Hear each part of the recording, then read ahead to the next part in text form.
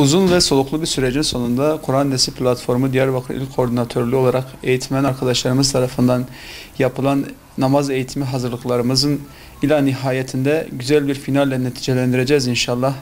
Rabbim muvaffak ederse bu pazar günü Hazreti Süleyman yerleşkesinde eğitim alan kardeşlerimiz, küçük kardeşlerimiz coşkularına ortak olacağız.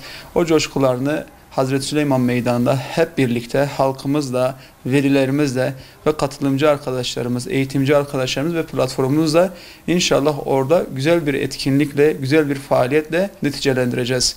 Bu manada bu süreçte özellikle sabırlı bir şekilde eğitimlerine devam eden genç küçük kardeşlerimizden Allah razı olsun diyoruz. Büyük bir sabırla güzel bir şekilde Kur'an Dersi platformumuzun hazırladığı eğitim kitabının 15 günlük eğitim süresince 15 günlük verilen eğitimler neticesinde geldiğimiz noktada hem genç küçük kardeşlerimize sertifika takdimini yapmıştık hem de platform çerçevesinde hazırladığımız etkinliklerle inşallah küçük kardeşlerimizi bu manada onurlandırmış olacağız.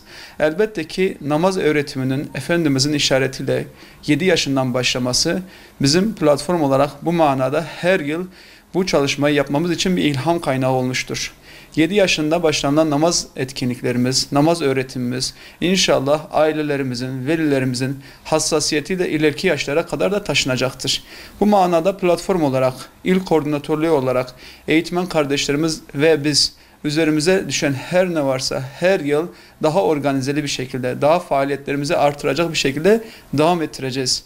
Bu manada halkımızın, insanlarımızın namaz öğretimine, çocuklarla namaz öğretimine, çocuklarımızın namazla buluşturmasına bu faaliyetler çerçevesinden, bu faaliyetlerden aldıkları ilham ile evlerinde, iş yerlerinde, okullarında devam ettirmelerini istirham ediyoruz.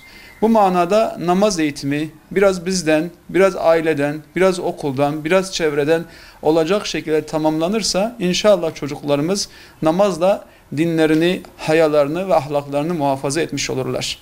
Katılımcı olan kardeşlerimize, halkımıza, küçük kardeşlerimize, eğitimci olan kardeşlerimizden şimdiden Allah razı olsun diyoruz. Bu çerçevede inşallah küçük kardeşlerimizi, ailelerini, katılımcı arkadaşlarımızı, eğitmen kardeşlerimizi platform olarak düzenleyeceğimiz Hazreti Süleyman yerleşkesinde yapacağımız final etkinliğine pazar günü saat 5'te hep beraber orada olacak şekilde bekliyoruz. Hepimiz kendimizle beraber çocuklarımızı, kardeşlerimizi, anne ve bacılarımızı o gün oraya, o coşkuya ortak olacak bir şekilde getirelim.